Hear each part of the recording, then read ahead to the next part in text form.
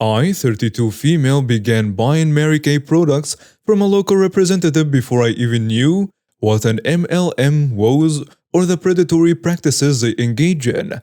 Eventually, this knowledge, coupled with increasing stress and financial issues, caused me to stop replying to her right away when she would reach out over Facebook to ask if I wanted any more products. I began making excuses and saying things like, "Not right now, I will get back to you on that." She would accept it at the moment, but would always reach out a week or two later asking again. Eventually, I stopped replying to her over Facebook. She would then message me, text me, call me, or comment on my Facebook posts asking me to check my messages. Embarrassed and frustrated, I blocked her on social media a week ago. 2 nights after I blocked her, the police are knocking on my door to do a welfare check because they received a report from a concerned friend who hadn't heard from me in a few days. I immediately knew it must have been her, and I was furious. I called her and asked, and she confirmed she did and said she was glad I'm okay. I went off on her, reaming her out for embarrassing me. I live in an apartment building on a busy street, so many people around saw the police knocking on my door. For refusing to take the hint that I did not want to talk, and for wasting police time and resources on something so stupid and trivial. She got really quiet and kinda sputtered out an apology and said she didn't realize and would stop contacting me. I was so angry at the time, but now I feel like maybe calling to yell at her might have been a jerk move. I talked to a few friends, and while one is on board with what I decided to do, the other two said the text message would have sufficed. Am I in a wrong? And now for some comments. Not in a wrong. Yeah, a text could have worked too, but what did she tell the police that warranted the wellness check? It couldn't have been the truth. And she sent him to your house 2 days after you blocked her after going LC? Then NC was her. So she had reason to believe you were alive and well. Edit. Just wanted to put relevant information from the OP's comments from this post. She met the MK lady at an MK event. Most of their conversations were hi, do you need any product? She hadn't bought from her in a year. She had been non-responsive for months. So no, the MK lady wasn't a friend.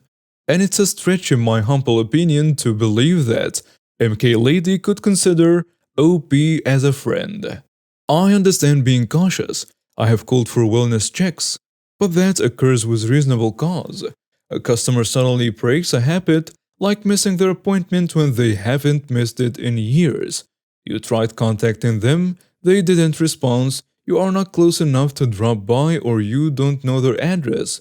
It also occurs after you have tried other options, calling an emergency contact, calling a family member, calling a mutual friend, doing a drive-by, checking socials, having a mutual friend check socials, showing up yourself. MK called for a wellness check 2 days after OP blocked her and months after OP stopped responding to her on OP's own social posts. If anything, MK had reasonable cause to believe OP was fine and dandy. Everybody sucks. She overreacted, but you also need to grow a backbone and say, I am not interested in your products anymore. Please do not contact me further. These MLM Huns do not take a hint. You need to be direct with them. Not in a wrong. This is essentially stalking. I'd reach out to the organization on social media and ask him is it standard practice to have the reps harass people. I'd be sending her a very clear message. She pulls one stunt like that and she'll be slapped with a restraining order. I hope you told the police she was making a false report, because she should face consequences for what she did. I, 28 female, do babysitting on the weekends to make some extra cash.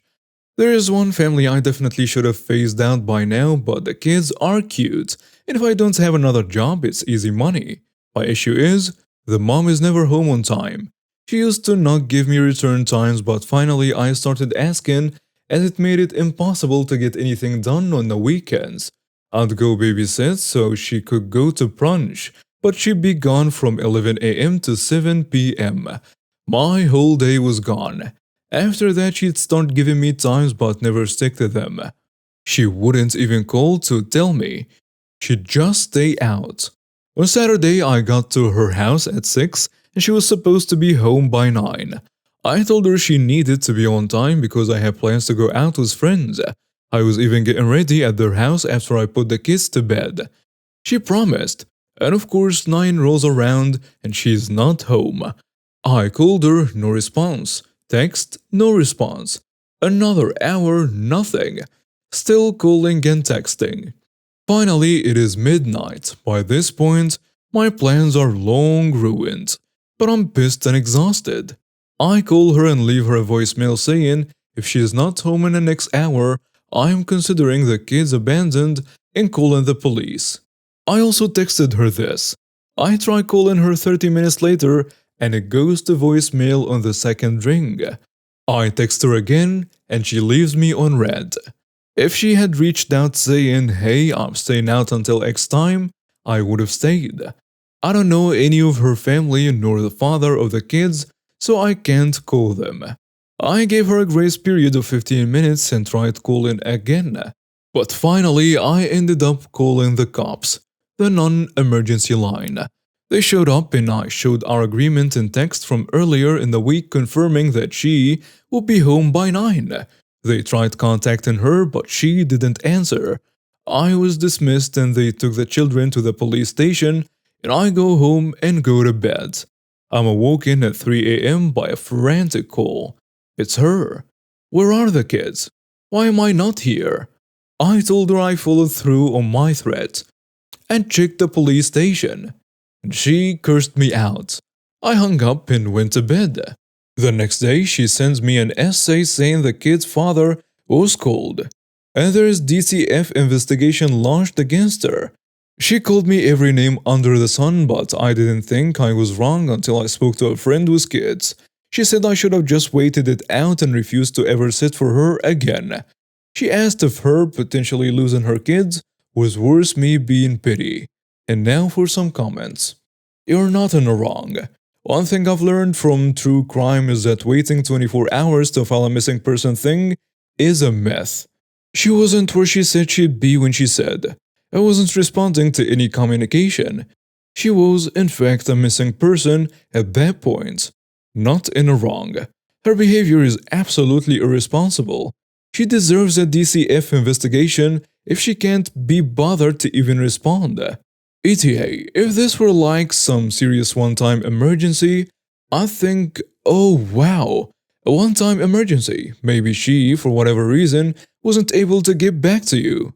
But no, this is a repeated deal. Not in the wrong. I babysat a lot in high school and college. I once had someone late by 7 hours in an emergency, 7 a.m. instead of midnight. But that was like an actual emergency. The mom was a single mom and her sister was in a bad car accident. She needed to be at the hospital since her sister and her didn't have any other family. But even so, she called me right away, explained the situation, and then told me if I couldn't stay, she would try to figure something out. I was a college student and it was a Saturday. I had no problem staying long. Kids were already asleep and the mom told me I could sleep in the guest room since she didn't know how long it would be. When she finally got home, she paid me for all the hours and insisted on giving me an extra $100. My ex is exactly the fun parent. He came back into our lives 4 years ago when our daughter Lucy turned 10, and all the hard work was over. Lucy loves him, of course. We each have her 2 weeks a month, and every time she's with me, she's constantly trying to go back to her dad. Every time she's there, she comes back with new stuff and clothes and constantly talks about the new things she did with her dad, like, Dad taught me how to play chess. You never do this. Or, Dad and I play baseball. You don't play with me. The other night, she told me she's going to have a sleepover at her friend's home, and turned out she was lying to me and going to her dad instead. And when I brought her back home, she was yelling at me the entire time and saying that she hates me and I should just let her live with her dad. I am very tired, and we never had a formal agreement, so I still have full custody. I was thinking I should just stop her from going to her dad's home, but my mom thinks I'll be in the wrong if I do this. What do you guys think? And now for some comments. You are in the wrong, don't do that. Let her spend as much time as she wants with him. Let him have the opportunity to be the parent who makes her go to bed, get up, and go to school, and do her homework. Get a hobby, date people. Set up a firm arrangement when he's responsible for her, so you're not at his whim and you can have a life other than mom. You and your daughter's relationship will not survive if you try to ban him. Screw that mentality. Abusing your power and weaponizing your child are things you are too comfortable doing. Your daughter's unhappy with her time with you? Think about what you can do to fix that. Taking her father out of her life wouldn't fix a thing, especially when they can change that whether you want them or not. You are in the wrong. Parents that weaponize their children against the other parent really need to take a step back and evaluate themselves. Letting jealousy take over like that is a big sign of unfit parenting. You should also establish custody formally and research custody laws, because if you don't establish custody, as long as he can prove he's the father, she can choose to go live with him in most places. And there wouldn't be anything you can do about that.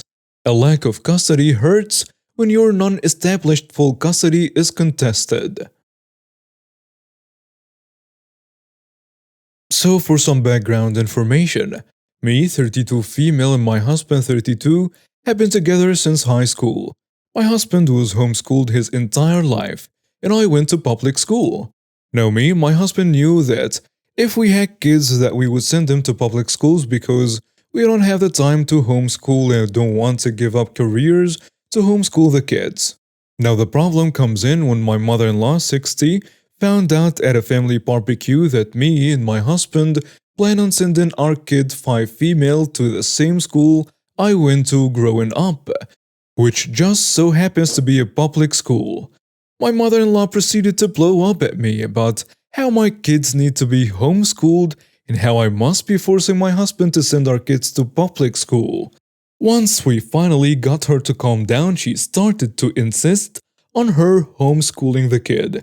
And even though we told her no, that she would not be homeschooling our kid, she tried to convince us to at least send the kid to private school, which we also will not be doing for the fact that we don't have the money to throw at a private school.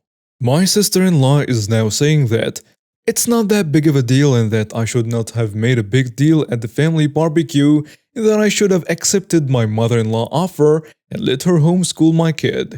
So am I in the wrong for refusing to homeschool my kids? And now for some comments. You're not in the wrong. It is not her decision to make. I'm curious to know, did your husband get a quality homeschooling? There are very few parents who can do that alone. Quality homeschooling usually involves co-ops and private tutoring as you transition into high school level subjects. Not in the wrong. If your husband is 100% on your side and will defend your mutual decision to send your kids to public school, then no worries, ignore the mother-in-law and sister-in-law and let him deal with his family. In future, just say the decision has already been made, or asked and answered if you need to be firm, and change the subject. And repeat if necessary. Do not respond to texts on it either. Your mother-in-law raised her kids and made her own decisions. Now it is your turn. It's the circle of life. Not in a wrong. You get to choose what's right for your children. And she doesn't have to like it.